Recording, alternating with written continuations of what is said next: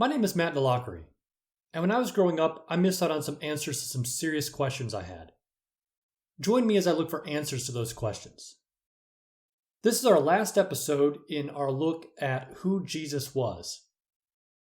We started with the question, did Jesus even exist? And then looked at his early life, and we've worked our way slowly up through his trials before the Jewish leaders and then the Roman leader, Pontius Pliate. In our final episode, we're going to talk about Jesus' crucifixion and burial. Now, obviously, the stuff we could talk about doesn't end there. There's the question of his resurrection. Did he actually rise from the dead? And then there's also his continued impact as this thing that he started, this movement, took on a life of its own. But those will take their own series to address. Right now, we're just talking about who Jesus was and what he did during his ministry. So, let's finish this thing up. When we left off, Jesus had just been sentenced to crucifixion. Now he's on his way to the cross and is escorted by the Roman execution detail, which consisted of 4 soldiers. However, in all likelihood, most to all of Pilate's 600 soldiers were probably present for crowd control, since Jesus was such a controversial figure and there were hundreds of thousands of people in the city. Pilate probably would have put more out, but that's all he had. However, while there's no mention of it anywhere, it would be surprising if the Jewish leadership didn't put some of their temple guard out as well. They worked really hard to get Jesus condemned, and it would be a shame if there were a riot and Jesus were rescued from his fate. So there were probably some of them out as well. Now, typically, someone sentenced to crucifixion would have to carry their cross to the execution site, but they wouldn't have to carry the whole thing. Normally, only the top part of the cross was carried. And that would have weighed somewhere between 30 and 40 pounds. Now, this would have been a very public parade. The actual carrying of the cross would not have been too terrible physically. The worst part would have been the shame in being paraded through the city in front of everyone you knew. And for people living in an honor and shame culture, this was even worse than it seems to those of us who didn't grow up in one. However, Jesus was physically unable to carry his crossbeam. That probably means that he kept falling down and couldn't get up, or couldn't get up without a lot of help. Most likely because the scourging he received at his trial was so severe. So the Romans grabbed a guy from the crowd, Simon of Cyrene, and forced him to carry the crossbeam. The Gospels say that a great crowd of people, including numerous women, followed him and lamented his fate. And they also record Jesus saying, don't weep for me, but weep for yourselves and your children. Here he was foretelling the destruction of Jerusalem he spoke of when he came into the city only days before. Israel was following the path of political revolution, and that could only lead to one end. So the crowd finally gets to the execution site, which is called Golgotha, which means the place of the skull. That's cheerful. And when he got there, he was offered wine mixed with myrrh. Now, this was often given to crucifixions by women in order to lessen the pain. And when you ingest it like this, myrrh functioned as a narcotic. Jesus tasted it, but when he realized what it was, he refused it. The next thing that happened was that he was stripped naked. This was normal in crucifixions. As with the procession, the point was not simply death by torture, which it was. The point was also to humiliate you as well as discourage anyone else who might want to follow in your footsteps. It was as if Rome was saying to everyone who was watching, see who's really in charge? You're welcome to take a shot at us, but you're going to end up just like this. So let's talk about what happens during crucifixion. Here's generally how it went. There's a lot more to say. We can go into great detail on this, but here are the basics. You could either be tied or nailed to the cross around your hands or wrists. However, all of our records say that Jesus was nailed. Now, when a victim was nailed to the cross, the nails were to go through the feet in either the hands or the wrists. Now, there's debate on whether Jesus was nailed through his hands or the wrist. The problem is that while traditionally we've been told that Jesus was nailed through his hands, nails through the hands cannot support the weight of the body. A nail through here would just simply rip out and the victim would fall off the cross. So that doesn't really work very well. So there's really one of two options. Option one is that the nails could have gone through his hands, but then there would have been like a small wooden straddle between his legs, which would have held some of the weight, so the nail didn't rip through his hand. The second option is that the nails could have been put a few inches higher up through his wrist, between the bones of the forearm. In this instance, the victim's wrist would have taken the weight, which would have been sufficiently strong to keep him from falling off the cross. And since there's no mention of Jesus sitting on anything, nails to the wrist seems more reasonable. Now, something we find in the Gospels is that the two other people with Jesus had their legs broken. This sometimes happens in crucifixion.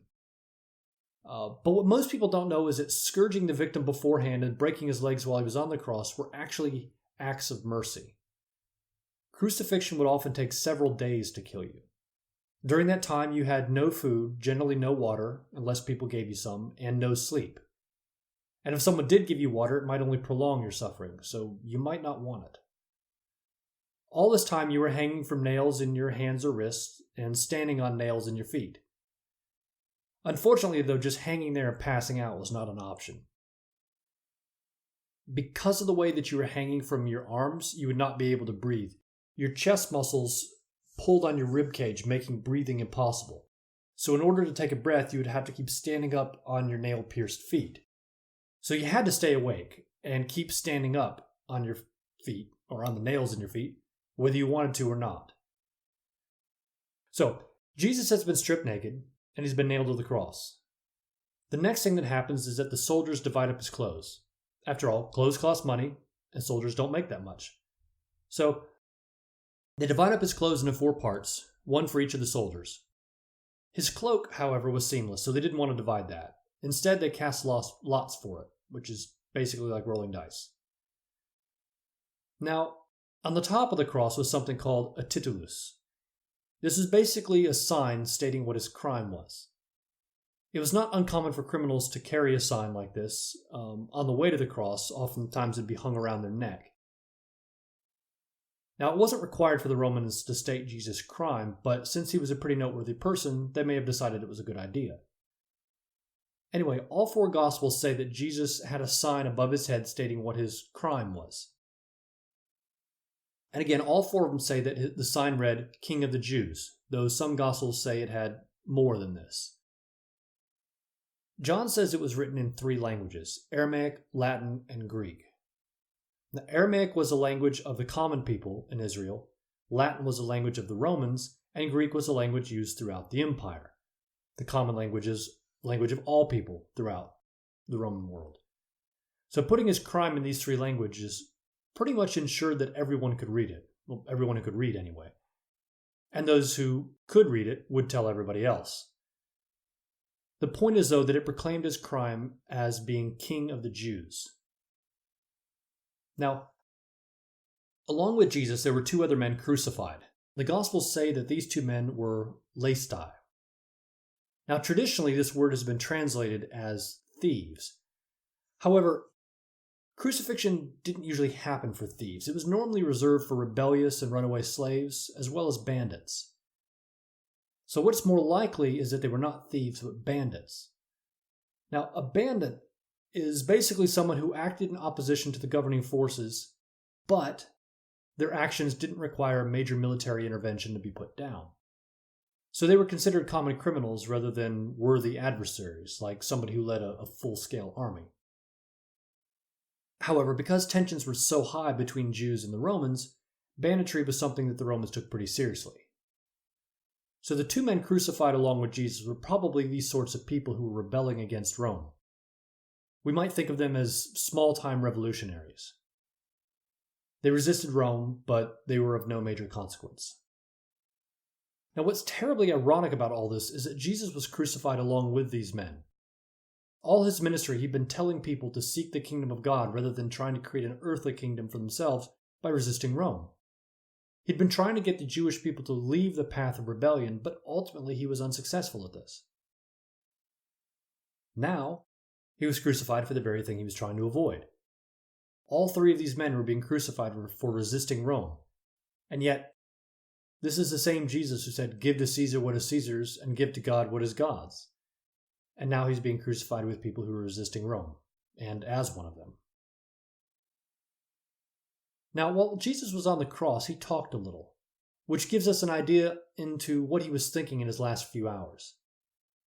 The Gospels record 7 statements that Jesus made while he was on the cross. There could have been more than this, but this is all that he recorded, all that we have recorded. So as we go through what happened the rest of his time on the cross, I will number the statements for you so you can keep track. So first up, Jesus said, quote, "Father, forgive them, for they know not what they do." End quote. This statement was directed at the people who were crucifying him. They thought they were just crucifying some criminal, but as we discussed in a previous episode, Jesus believed he was much more than that. And as a result, if he actually was what he thought he was, they would have been guilty of more than just doing their job, and Jesus was asking God to forgive them. Now, whatever you believe about Jesus, even if you don't think he was who Christianity says he is, consider what he's doing here. He is asking God to forgive the people who are literally torturing him to death. That's not normal. Now, as Jesus was on the cross, people did come by to see him. But this was not a comforting time when people who loved him came by to say how much they cared for him and remind him that God would take care of him or something like that. Instead, they basically came to make fun of him. Mark says, quote, "And those who passed by him derided him, wagging their heads, saying, 'Aha! You who would destroy the temple and rebuild it in 3 days, save yourself and come down from the cross.' So also the chief priests and the scribes mocked him to one another, saying, 'He saved others, he cannot save himself. Let the Christ, the King of Israel, come down now from the cross, that we may see and believe.' Those who were crucified with him also reviled him." End quote. So Jesus' enemies, as well as the people who just didn't like him, took the opportunity to rub his nose in his downfall. Now, there is difference in the Gospels about the reactions of the criminals. Matthew and Mark say they both mocked him. Luke, however, has one repentant criminal. Luke says, quote, "One of the criminals who were hanged railed at him, saying, 'Are you not the Christ? Save yourself and us.' But the other rebuked him, saying, 'Do you not fear God, since you are under the same sentence of condemnation? And we indeed justly, for we are receiving the due reward of our deeds. But this man has done nothing wrong.' And he said, 'Jesus, remember me when you come into your kingdom.'" End quote. And here we get the second statement of Jesus on the cross. Jesus says, quote, "Truly I say to you, today you will be with me in paradise." End quote. Now, I don't want to get into the question of the differences in the Gospels. That would be, and maybe will be one day, a whole series in and of itself. The only reason I bring this up at all is because it involves one of Jesus' 7 statements on the cross. Perhaps the simplest explanation for how to resolve this difference is to say that both criminals mocked him at first, but then one had a change of heart. Matthew and Mark don't record this change of heart to emphasize how much people were mocking Jesus while he was on the cross. But that's another question, and hopefully I'll be able to talk more about why the gospel authors record different things in another series. Of course, there were some other people at the cross. Not everyone was hostile. Most notably, there were some women, 3 Marys. Mary Magdalene, Mary the mother of James the younger and Joseph and Salome, and Mary, Jesus' mother. Now, all of Jesus' disciples abandoned him. However, in the Gospel of John, we see the disciple whom Jesus loved, probably John, at the cross with Jesus' mother. So maybe he snuck up later after the people who came to laugh at Jesus had left. I'll have more to say about the disciples abandoning Jesus in just a minute. Here we see Jesus' third statement, or rather set of statements on the cross. Jesus says to Mary, quote, "Woman, behold your son," end quote, and to John, quote, "Behold your mother," end quote. The Gospel of John says that from then on, this disciple took care of Jesus' mother. Now, it's interesting that Jesus gave care of his mother over to one of his disciples rather than to his younger brother, James. Remember, Jesus was the eldest son, which means that his father, or stepfather, Joseph, was probably dead. In the Gospels, we saw Jesus teaching people that the family of God was one's true family rather than one's earthly family. Apparently, he really believed that because he asked one of his disciples to look after his mother instead of his younger brother, who normally would have taken the job.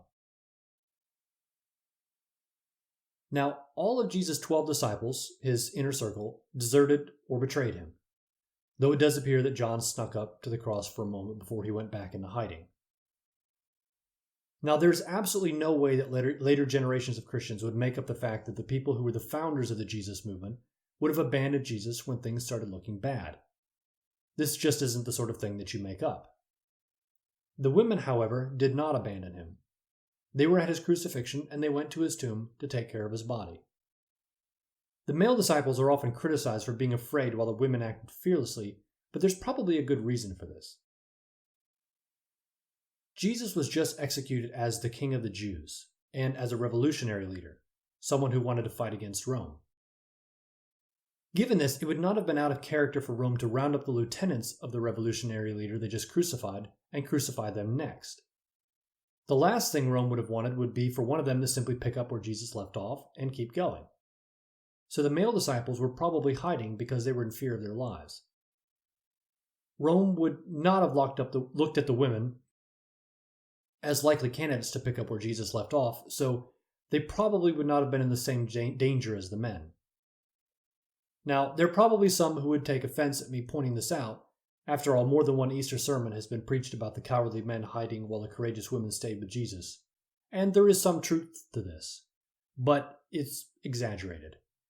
Most likely, the reason the men were hiding was because they thought Rome would come after them next, and this would not have been the case for the women. Now, besides the fact that the disciples were probably hiding in fear for their lives, there was probably another reason they didn't want to go out in public. They were ashamed. They had just spent the last 3 years following Jesus in a very public way. Now he was dead. He was supposed to be the Messiah, and as everyone knew, you can't be the Messiah if you're dead. That means that they seriously messed up. Everything they had believed and everything they had done for the last 3 years was completely wrong. They would have been viewed as utter fools by everyone else, which would have been pretty bad for any of us today, and it's something we'd probably have to live with for the rest of our lives. Everyone would know and always remember that we had done this really stupid thing and fell flat on our faces. But in an honor and shame culture, it could only be worse. How other people viewed you was everything, and they had just been shamed in a big way. So now what could they do? That would have probably been something they asked each other, as well as themselves, and so there's more than one reason that the male disciples were hiding, and shame was probably a big part of it. So now we come to Jesus' death.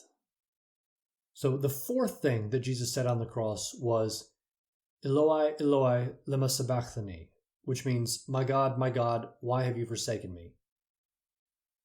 Now, this is a statement that has confused many people who've read the Gospels. Has God left Jesus? In Christian theology, God and Jesus are one, so how is it even possible that God has left Jesus? And there's a lot of interesting questions surrounding this statement, but let's not jump the gun. There's something else that's going on. Jesus is actually quoting the first line of a psalm, and if you read the psalm, everything will make more sense. I'm going to read the entire psalm to you. It's 31 verses, so please bear with me. There is a reason for this. Many parts of the psalm, as well as its general flow and message, line up very closely with what Jesus was going through. It's not exact because the psalm was written by David, and David was describing what he was going through. But there's a lot of similarity between what David was going through and what Jesus was going through. But Jesus had probably memorized this psalm and was quoting from it as a way of describing his situation and how he felt as a way to explain what was going to happen next. And he may have actually quoted the whole thing, and the Gospels just record him saying the first line. But what I'm going to do is I'm going to read Psalm 22 to you, and I'll break in after each stanza to explain how Jesus might have connected it with his own life and mission. My God, why have you forsaken me?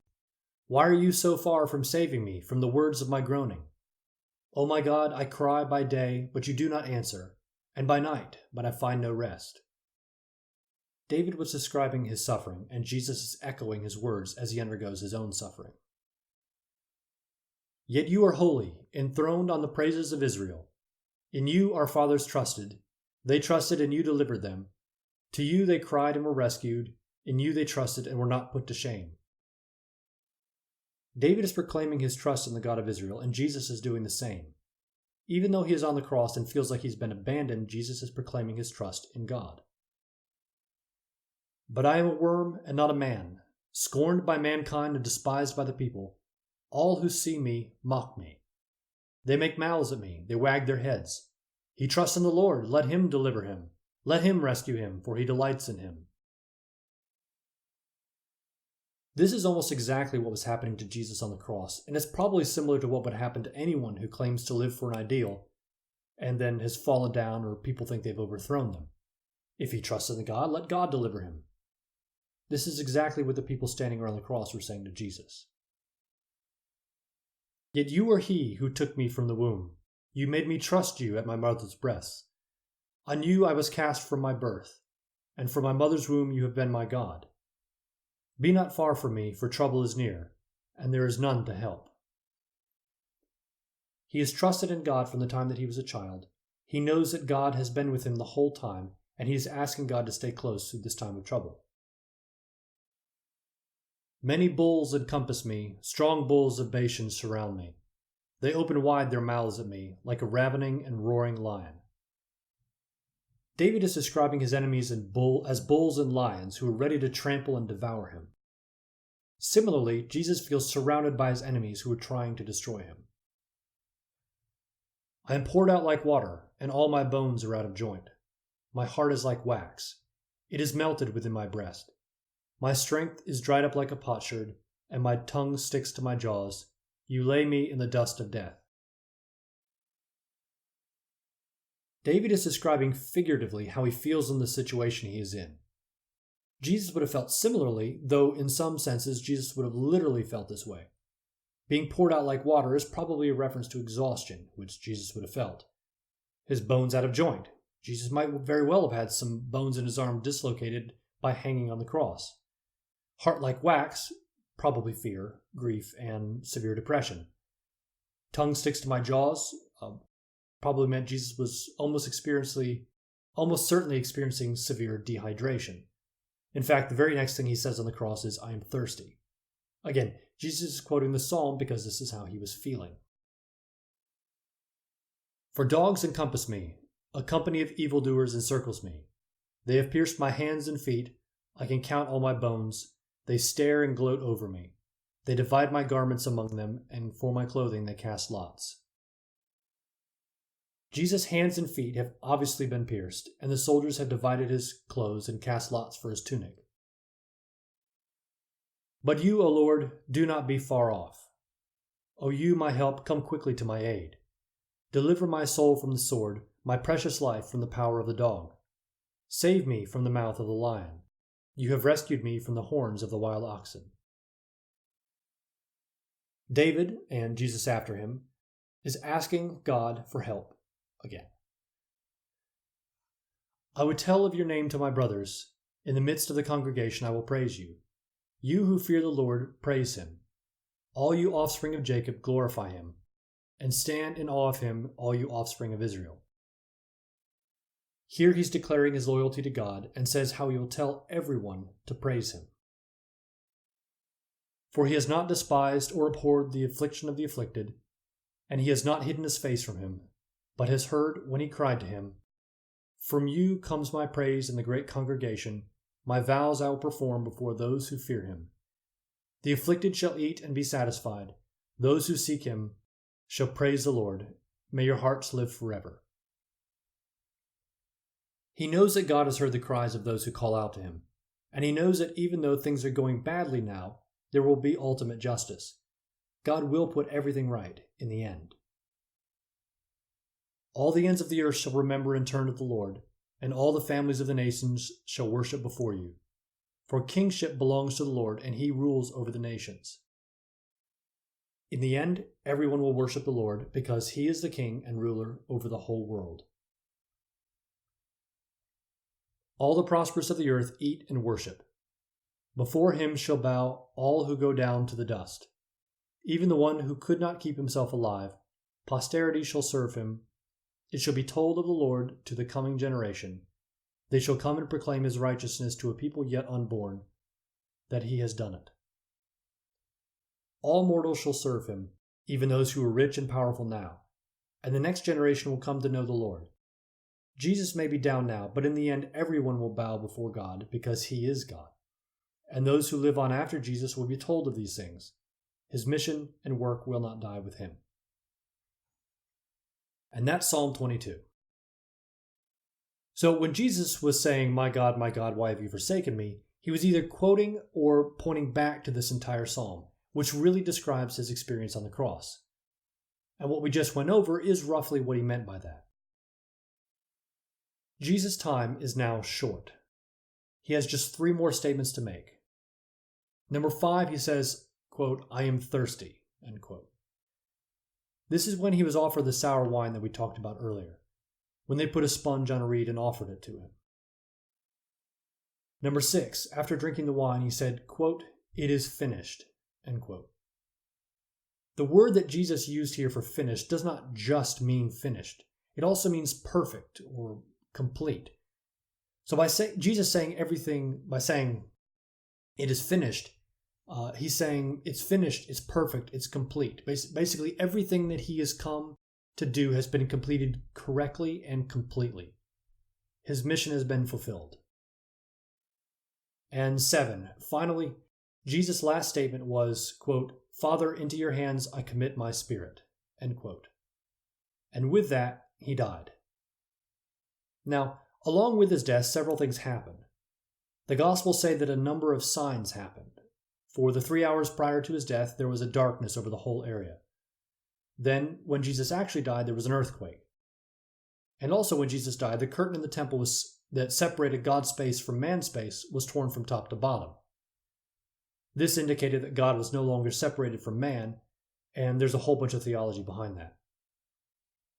And because the curtain was torn from top to bottom rather than bottom to top, it means that God himself was the one who did this, indicating that it was his decision to draw closer to humanity. Now, like all the miracles that Jesus supposedly did during his life, it's not really possible to look into this any further. There just isn't enough data to accurately evaluate this historically. However, like the miracles Jesus supposedly did during his life, something must have happened. Christians were telling these stories as a way of telling their story and trying to get people to convert. They would have had a hard time getting people to convert if they just made up a bunch of complete lies. And remember, these stories were being told while people who would have been there were still alive, including people who didn't like Jesus. So if they were saying things that were not at least somewhat close to the truth, then their message wouldn't gain much traction. Eyewitnesses could simply have said, "I was there. It didn't happen like that." So something must have happened, even though we can't investigate it historically very well. Now, along with this, there was a centurion at the cross, and a centurion is a Roman soldier in charge of 100 men. The Gospels have him saying one of two things. Truly this man was the Son of God, or certainly this man was innocent. Now, both of these actually mean something similar. As we talked about previously, the Son of God was not a divine title. Kings were often called sons of God. It just meant that you were someone favored by the gods. And you probably wouldn't be favored by the gods if you were a wicked person. So saying, truly this man was the Son of God, or certainly this man was innocent, were fairly similar statements. The point was the centurion saw whatever sorts of signs happened in conjunction with Jesus' death and said basically, this man must not have done what he was crucified for. The gods seem upset at his death. So that's how Jesus died. But was he really dead? Actually, it'd be pretty easy to tell if he were dead. As we talked about earlier, because of the way your muscles pulled on your chest when you were hanging on the cross, in other words, when you were on the down position, you can't breathe. So you have to push up in order to be able to breathe, the up position. That means if anyone is in the down position for more than a few minutes, he's dead, because he's not breathing down there. So it would have been pretty easy to tell if Jesus or anybody else was dead. All they have to do is be in the down position for a while. Therefore, when the soldiers broke the other two criminals' legs, they didn't bother when they came to Jesus. They knew he was already dead. However, the Gospel of John says that they thrust a spear into his side, just to be sure. After that, Jesus was buried. Many things about Jesus' crucifixion were pretty standard. This wasn't. Crucifixion victims were not well liked by Rome, and nobody would have wanted to be associated with them. Ordinarily, their bodies would have been disposed of in the simplest and most economical way possible, probably just a shallow, unmarked grave. But Jesus wasn't normal. Enter Joseph of Arimathea. Joseph was a member of the Sanhedrin, the Jewish group who voted to condemn Jesus. Only he didn't vote to condemn Jesus. He was also a disciple of Jesus, but he was probably a disciple in secret. In order to be able to bury Jesus' body, he would have had to get permission from Pilate, which is what the Gospels say he did. Now, there is good reason to think that Joseph of Arimathea is actually a historical person who really did what the Gospels say he did. Given the way the religious leaders were portrayed in the Gospels, it's unlikely that Christians would make up a story about a member of the group of people who crucified Jesus trying to do the right thing by taking care of his body. However, even if you don't think that is true, consider the fact that there is no way Pilate would not have had control over what happened to the body of a revolutionary leader he just crucified, especially one as notorious as Jesus. Jesus' burial would have had to happen with Pilate's permission. In addition to Joseph of Arimathea, John adds in Nicodemus as well, another member of the Sanhedrin. Now, Nicodemus brought a whole bunch of spices, myrrh and aloes, to place with the body. Very simply, bodies smell as they decompose, and when you're burying them above ground, well, you get the idea. The spices were meant to help with the smell, and this was a normal thing. Together, they laid the body in Joseph's own new tomb. They wrapped him in a linen shroud and rolled a stone in front of the grave. And what we see is a very hasty burial. It was almost the Sabbath, so since they had to rest on the Sabbath, they couldn't be doing the work of burying a body. The plan was to come back later and finish the job. And when the story picks up again, we find the women coming back later to complete the burial rites and finish the hasty job to make it right. So that's it. That's the story of Jesus' life. The real question is, though, did he rise from the dead? Because if Jesus just died and didn't rise from the dead, there'd be no Christianity. And that's a question I plan to answer. Now, I've got to finish a long series that I've been doing on Paul's letter to the Colossians. We're almost done with that very long series, and I've got one more section to finish up. But as soon as I finish that, we'll come back and take a look at the question, did Jesus actually rise from the dead? We're going to look at that question historically, using evidence that everybody can agree on for the most part, whether they're Christians, Jews, atheists, or agnostics. This will also tie into the question that we've asked several times, is there a God? I presented two arguments that I think show that it's probable, or at least reasonable to believe, that there is a God. But we're still left with the question, is that God the Christian God? That's the question that we'll be looking at when we get into whether Jesus actually rose from the dead. Because if he rose from the dead, then at least some form of Christianity is probably correct. If he didn't rise from the dead, then we should look elsewhere. So before you go, I want to point you to a resource that you might be interested in, since it seems like it's probably going to be a while between each series that I do. There's a book you might want to check out. It's called Pontius Pliate. It's a cross between historical fiction and a biography, because while there's a lot of information about Pilate, there's not quite enough to write a full biography. However, this book was not written by just an author who's trying to make an interesting book. It was written by a professor of ancient history, and it's meant to be accurate. He just happens to be a good author as well, and the book is actually compelling. But because he's a professor of ancient history, he knows what he's talking about, and he doesn't make up any facts. He just fills in the gaps with things that likely happened. It doesn't say that this particular thing actually happened, but this was a very common way of doing it at the time, so he'll put something like that in.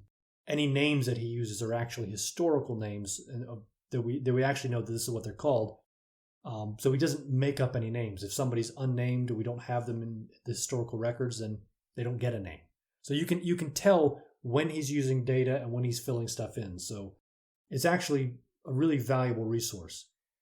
And one of the best things that it does, it helps you get sort of a first-person perspective on what it would have been like to live through the first century while Jesus was alive. and from the perspective of the man who had him killed. It's an easy read and it's definitely worth your time. I put a link in the description. Also, if you're interested, I want to remind you that I have a YouTube channel. For those of you who aren't watching this on YouTube right now, I made some short videos, most of them 3 to 5 minutes before I started this series, and I'll probably do some more of that. So subscribe to that if you want to get notified when I come out with more of these. They're only going to come out on the YouTube channel. They won't be on the podcast. And finally, thank you for listening. I hope you've enjoyed this series on who was Jesus.